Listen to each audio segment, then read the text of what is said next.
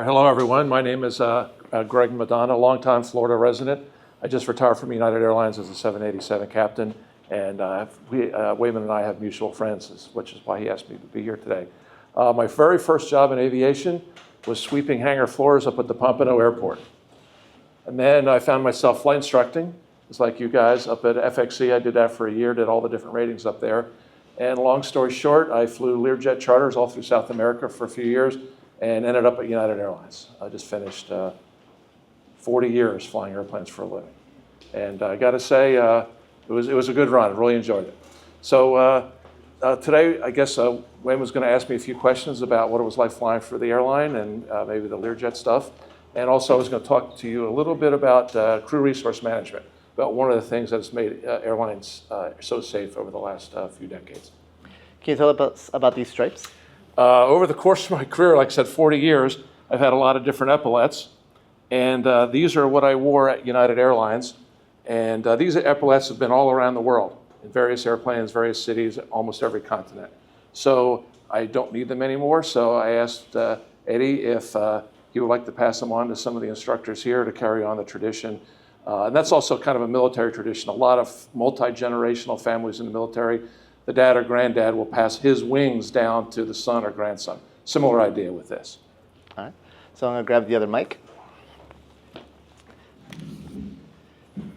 And so we've invited 3 of our instructors to come up to receive these epaulettes. And they're not aware of what we're doing today. They kind of found out today. I probably should have told them to wear their whites. But if we could have David, John, Natalia, and Mario Culpepper come on up front.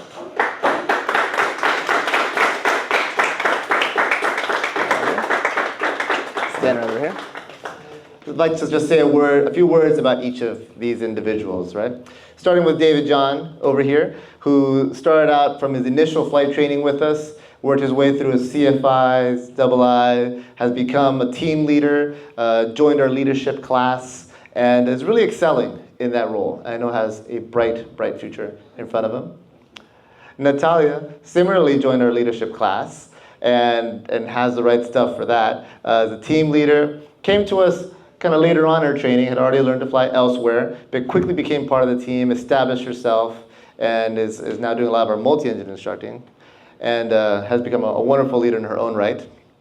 And of course, Mario Culpepper, our chief instructor, also started flying with us very early on. Was it for private, or I think we already had a private?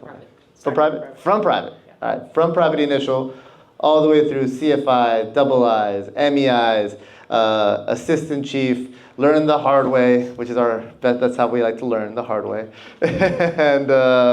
And really has been a wonderful leadership to our flight department now, officially and unofficially now for several years. Right?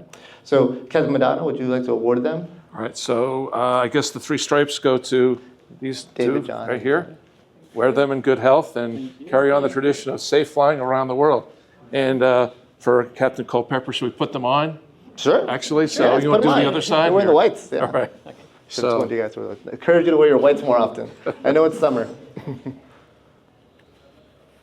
Feels like a few more 1,000 hours on here. Yeah.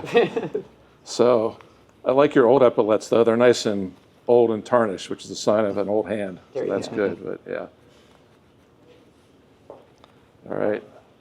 Thing about epaulettes, they can be... Yeah, congratulations, yeah. Thank you. I appreciate it. Okay, well, you're going to keep those or give it back to Thank Eddie? you. New epaulettes can be simultaneously heavier and help you fly higher. So thank you guys. Thank you for everything you do, and I look forward to seeing the rest of your careers unfold. Perfect. Thank you. Thank you, and we do All right, appreciate welcome. you. Okay. Thank you.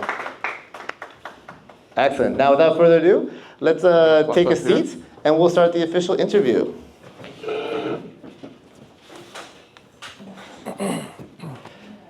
All right.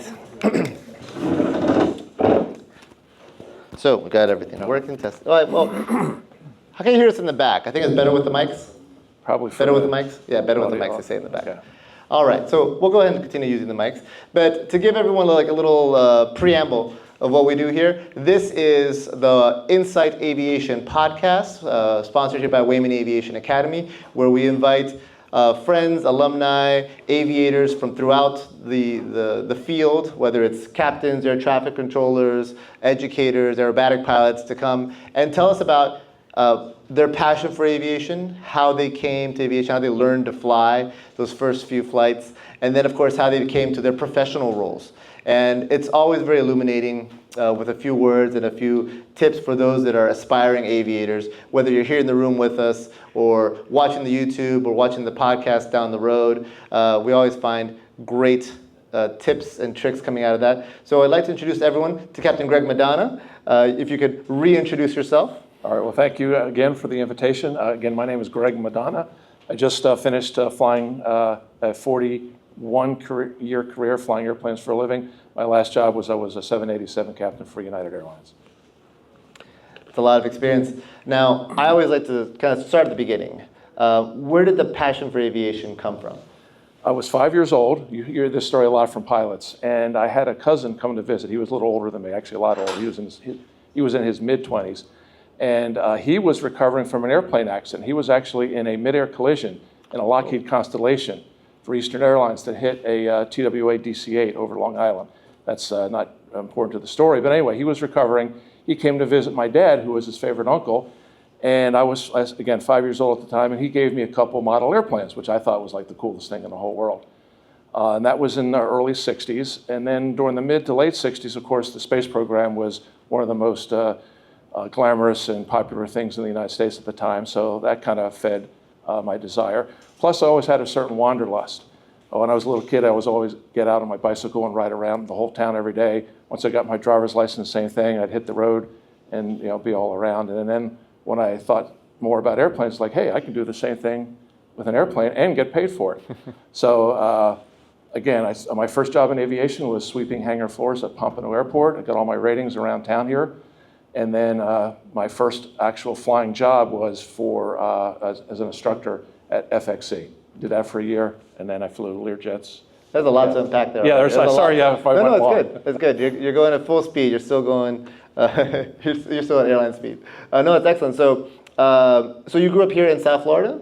I grew up in New Jersey, but my family's been here for 100 years. So we would come and visit aunts and uncles and cousins at the time.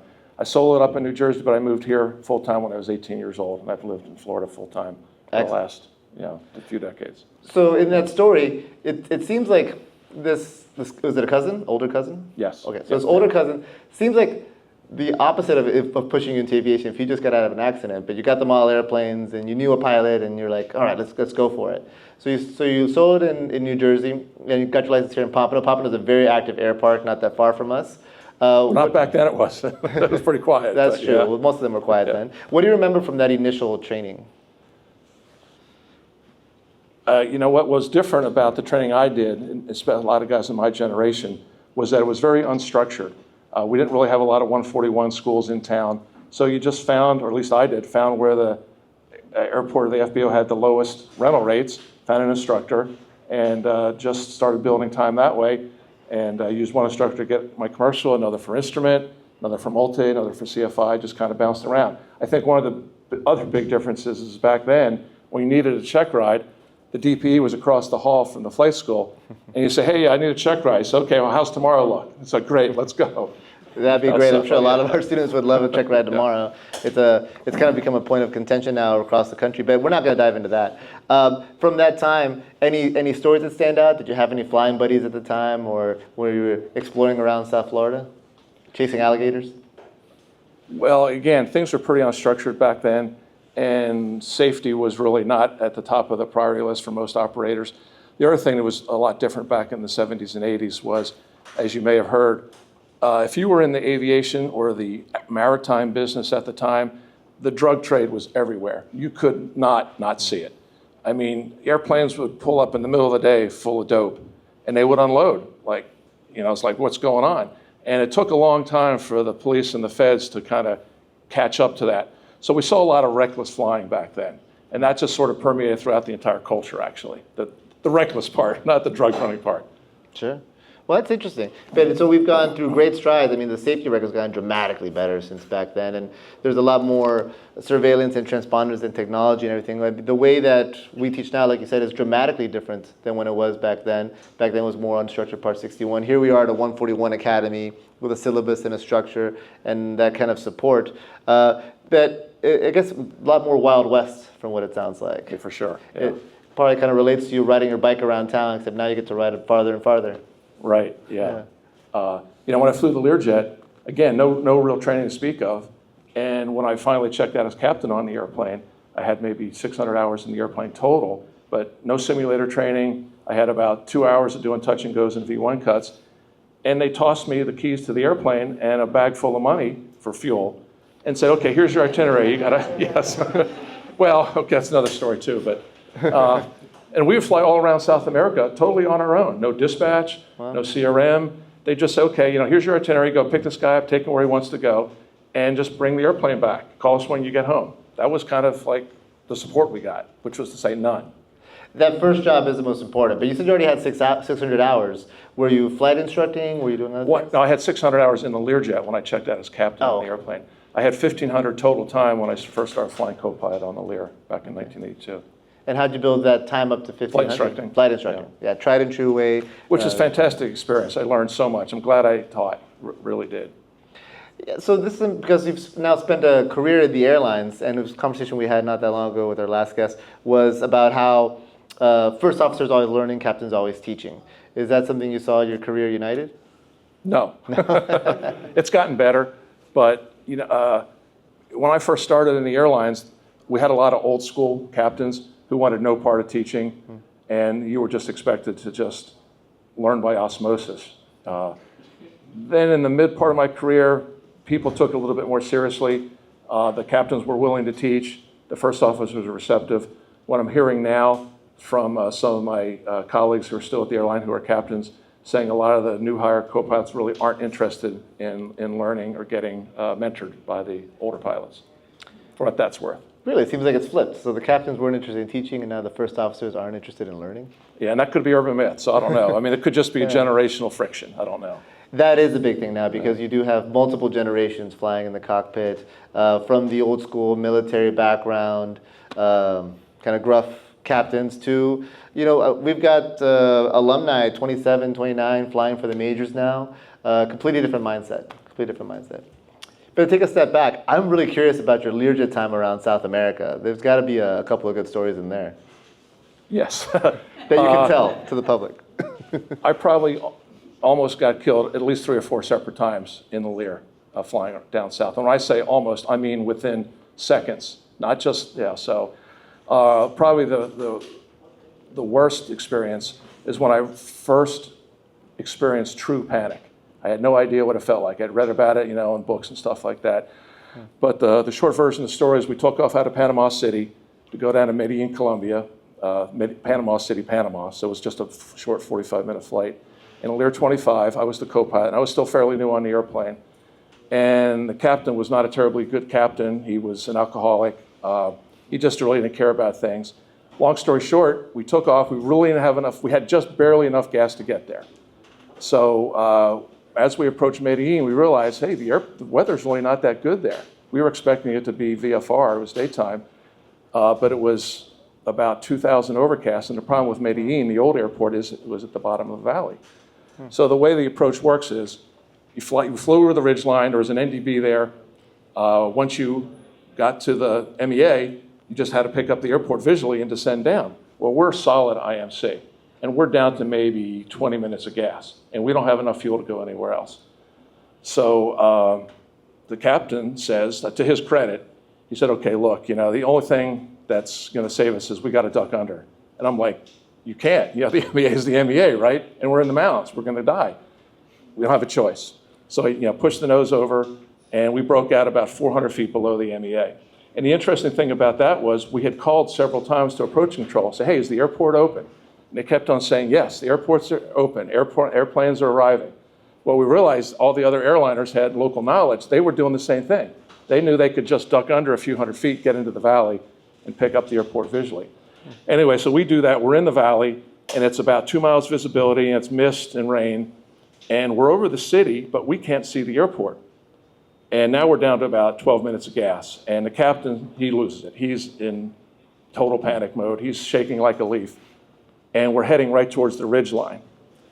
And I'm thinking to myself, okay, this is how I'm going to die. I'm going to hit a ridge in Colombia.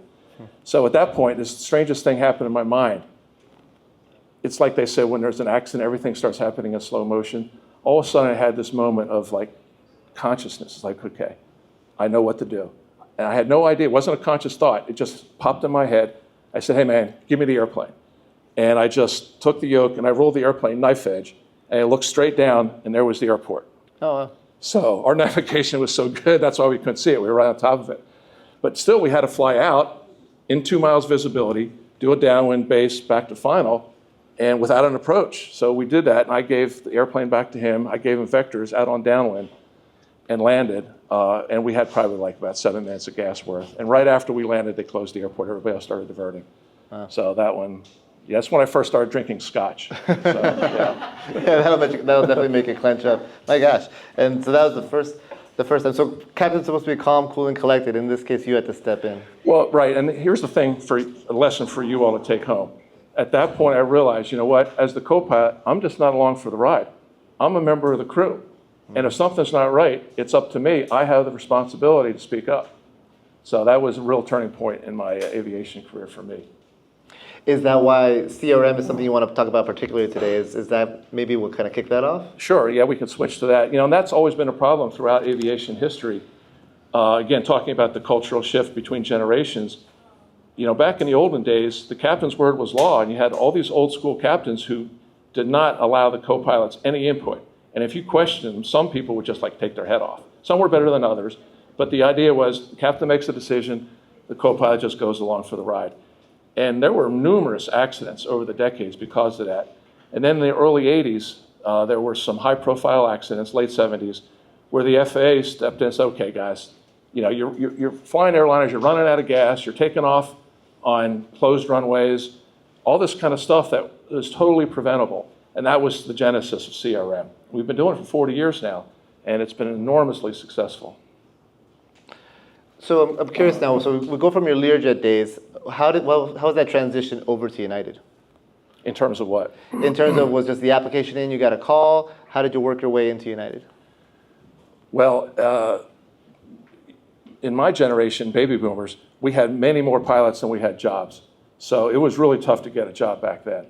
And the joke was, you only got an interview if you had 2,000 hours of jet PIC and 2 lunar landings. So it was really difficult. So actually, I was turned down by American and United early on in their hiring. Then I went to work for a little airline up in Orlando called Florida Express. And then they were bought by Braniff. Braniff, who you probably never heard of, was a big old Alpha carrier. They went out of business. And at the time, all the Alpha Union guys at United said, hey, look, we got to help all these Union brothers who were on the street from Eastern and Braniff. So we all sent applications into United, and we were just picked off the top of the pile. But even then, it was very competitive. So it wasn't super easy. Braniff, if I recall, is kind of a very famous airline, kind of in the 70s time, Braniff, known for their design, and there was a lot of cutting edge stuff going on. But it was right at the beginning of deregulation. Is that right? Right. So what happened is when deregulation happened, they expanded too fast. They started buying airplanes, expanding everywhere. And just like any other business that expands too fast, they didn't have the customers. And the competitors, when they saw weakness, they went in and just took advantage of Braniff's weakness. And long story short, they went out of business. And nobody thought that was ever possible, because in the old days, airlines were regulated. So if they were in trouble, the government would either step in and say, look, you need to merge with somebody, or they would just give them a financial handout to subsidize them. So around the world, there's a lot of flag carriers where it's the airline of this particular country. In the U.S., deregulation, it's competition, for good or bad. But you came into United, and what kind of equipment what was it like United at that time? When did you join United? I was hired in United in 1990. And, world of difference. I talked about how the early part of my career was really an unstructured environment. And even at Braniff, if something wasn't quite right, there was a lot of pilot pushing. It's no, well, yeah, the airplane's broken, but we need to go. We don't have a spare, anything like this. So I get to United, and all of a sudden, wow, it's like a totally different universe. It was, the joke was, we turned down an airplane because the coffee maker broke. It was that kind of culture. And if you told the crew desk that you were fatigued or you were out of duty time or something, it was like no questions asked. Okay, you're off the trip with no repercussions. So much more professional, much more safety conscious operation. And all the majors are that way today. And what was the equipment back then? How was that transitioning from Learjet structure? Well, to that was all Braniff to- non-glass still. So I was a 727 engineer, and then I flew the 737 co-pilot, but it was all the traditional instrumentation I was used to. So it was a very easy transition to the 7.3 at the time. I was at a conference recently, and somebody said that was when men were made of steel and airplanes were made of. What was it? I'm trying to remember. Well, the old nautical saying was when ships were made out of wood and men were made out of iron or steel. That's something. Yeah, something. Yeah. I'm messing it up right now, but I loved it. I love the saying of it. But so, and then 40 years, or how many years with United then? For the 30 32 years? with United. 32 with United. And did you stay with the 737? Did you go through different equipment there? Yeah, no, I flew almost all the Boeings. Yeah. All the Boeings. 7.3, 7.2, 7.5, 7.6, 777, 787. I did not fly the 747, so nor any of the Airbuses. So one of the things that I think our students are always particularly interested in, because they're at the beginning of their career, and so I imagine that over this 40-year career, there must have been some pretty pivotal moments or advice that you received. What would you share with our students that are now just kind of embarking on these careers in aviation? Well, best advice I ever got, and this ties into my Medellin story, the only time you can have too much gas is if you're on fire. It's like, when you have a lot of fuel, seriously, you have the luxury of time, and you can make better decisions. So that's one of the one that comes I mean, off that's mind, a pivotal yeah. one, absolutely. The other thing is it's always going to keep you safe is follow your SOPs. The flight manual's there for a reason. It's like they say about the FARs, right? They're written in blood. It's the same with all the SOPs in the flight manual. Those checklists that we have and all those SOPs are designed over decades because crews would make mistakes, sometimes fatal, oftentimes not. It's okay, we need to change the checklist. We need to catch that particular thing now. So that's your friend, the checklist and the SOP. So I'm curious, you wanted to do a CRM exercise. How did you focus on CRM? What would you like to do with us? Well, again, the genesis of CRM was in the 70s when we had airplanes that were crashing on a pretty regular basis. I mean, the airlines back in the 70s in the United States would have fatal accidents probably 3 or 4 times a year. And they were all due to human error. The airplanes were perfectly fine, or they might have had a minor mechanical problem, and the crew just got fixated on the problem and just flew the airplane into the ground. So we developed the CRM program, which is about human factors and getting the crew to interact in 2 major ways. One was, again, as I said, first officers have a responsibility to speak up.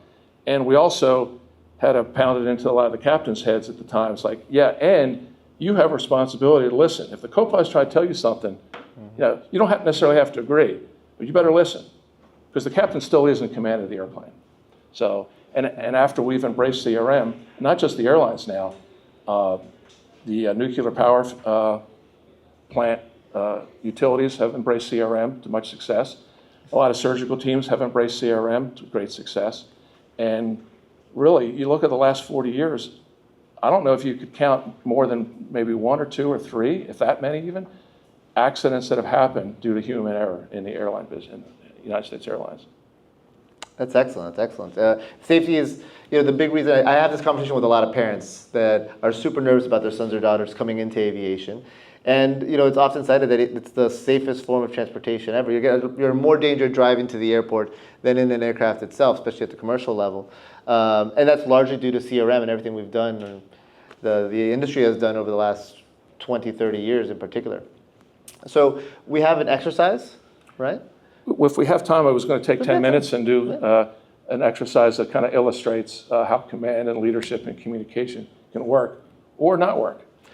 So question, because we're already in this format, do you want to do a little Q&A and then the exercise, or want to do the exercise and then come back to Q&A?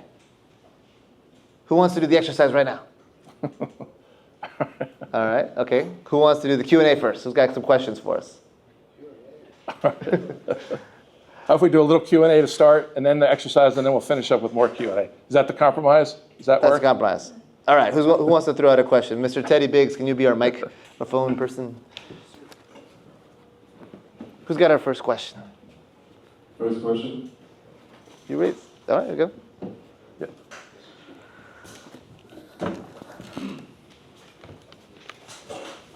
Good afternoon. How crucial or how critical or what part did the Eastern Airlines crash in the Everglades play with the advent of CRM? That's a good question, and you obviously know a lot about it. That was one of the first accidents that people started saying, how is it this super experienced crew crashed a perfectly good airplane? Because they were distracted. The thing is, change comes very slowly. And so people started asking questions, but nothing was done. And then you remember maybe a year or two later, there was a Tenerife crash where the two 747s collided. That was also started ringing alarm bells. But even still, it takes time for things to change. And then I think the big catalyst was in 1978, I want to say, United ran a DC-8 out of gas in Portland, Oregon. And same thing, they were fixated on a small mechanical problem. And the captain's like, what's the long story? But anyway, so that's at that point, the FAA stepped in and said, okay, there's this new thing out there. I think at the time they called it assertiveness training, because that was the buzzword back in the 70s. But that was the genesis. So yes, the Eastern crash was when they started getting an inkling something was wrong. Anybody else? Carlos, you had a question in the back. I will make one, but it is not related to the CRS. Sure. Yeah, about anything. As an old pilot, because I was also a pilot started in 1984, 86, and in South America, which, hearing from your story, it is no radio aids, no nothing, flying with just your charts and a lot of intuition what to do. And it seems like in your that saved your life, that intuition of checking out for everything. So sometimes I'm, wondering, now with all this GPS and everything, is easier to fly than what we have to face on that time, in a storm. Could you tell us a little bit more about, how to build that, good procedures also, including, the intuition of flying and being on there? Well, I think intuition does come with time. In my case, I think the things that saved my life was more like pure luck rather than intuition, something I developed later. So, there's some people that say the current generation of pilots don't have the same situational awareness because of all the moving map displays and GPS and stuff. I don't really buy that too much because, I didn't know how to do an old-fashioned Alpha November beam either, or I couldn't do I don't know how to make a fire with two pieces of sticks. Society changes and each generation adapts accordingly. So the most important thing I think you just said is intuition. That comes with experience. Whether you have a GPS moving map or an old-fashioned VOR, hey, I'm not going to fly through that thunderstorm, or I need to do whatever. So. Yeah, that's experience. Absolutely. Other questions? What do you think is the most important quality to have as a pilot? I was going to ask you guys that later. I'll tell you one right now. One of the most important things that will help keep you alive is you have to know when to say no. And sometimes there will be a lot of pressure, either from yourself because you want to get home, or from the company, or from the passengers. Just you got to be able to say no. It's an important skill, important trait. Yeah. So you said, you got to know when to say no. So do you remember any time that you were kind of flying and you should have said no and it didn't? Oh, should have said yes, absolutely. Shoulda, coulda, woulda. Yeah, for sure. Probably that time when we were in Medellin, we were working the fuel load in Panama, and the reason why we didn't have enough gas is we were taking off from a really short runway. It wasn't the main airport in Panama City, it was the secondary airport that's now a casino. So, I'm trying to be a good Boy Scout and say, okay, we need this much gas to get there. Here's our 45 minutes. This is what we need. We can't have more than this for runway performance. And I should have just said, screw it, man. We're either going to go to the big airport. Actually, I did say that to the captain. And he's like, no, the passengers won't like that. And that's maybe where I should have said no. Let's go over to Tucumán, was the big airport, and gas up there. So, and there were probably several others I have to think about it. But yeah. I'll tell you a quick funny story. One of my last trips at United as a 787 captain, I had a brand new co-pilot who was brand new to the company. And he had formerly been a 747 co-pilot with South African Airways. And during COVID, they shut down South African, and a lot of the pilots there who had green cards were able to, United hired them. So he had a lot of wide-body experience, but he was new to United. And again, back to this thing I said earlier about how some airlines take their SOPs more seriously, and they let the captains say no. It was just one of these kind of days. We were flying the 787 from Newark to LA. It was a short trip, daytime. But it was one of those kind of days where everything that could have gone wrong went wrong.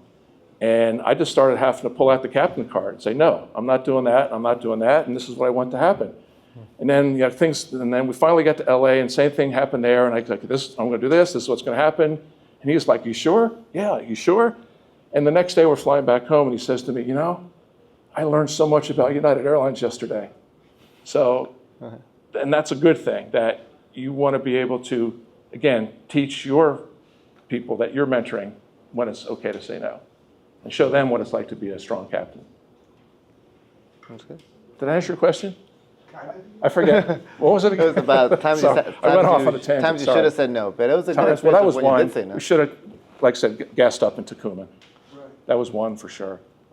Another question. You said you were with United 32 years. Would you choose United again? Yes and no. Yes, because it was a fantastic airline. Great culture, great airplanes. We flew the whole world, more wide bodies than any other airline. The only reason why I say no is because they didn't have a Miami base, so I commuted my whole career. But other than that, and you don't want to commute. Also, two great pieces of advice I got when I was a new hire co-pilot. Captain said, whatever you do, just move now to the biggest base we have and enjoy your seniority, and just sock away your pension money. Just invest it and don't think about it. So, yeah. What did you commute and to? also try to stick with one spouse, but that's Pretty tough. yeah. Where did you commute to mostly? Well, the good thing about commuting is you could just go where your seniority was best for your time of your career. So I was everywhere. I was in San Fran, Chicago, worked at the training center briefly in Denver, Dulles, Kennedy, Newark, and we did have a Miami base for a short while. I was here for 6 years, but it was a small base. So always lived here and really commuted around the country for wherever the base was at the time. That's interesting. Interesting. Yeah, yeah. I'm super curious about the exercise, unless somebody has one more question. All right. Would you do it all over again? I'm sorry, with what? Would you do it all over again? I can. Would you do it all over again? All over again.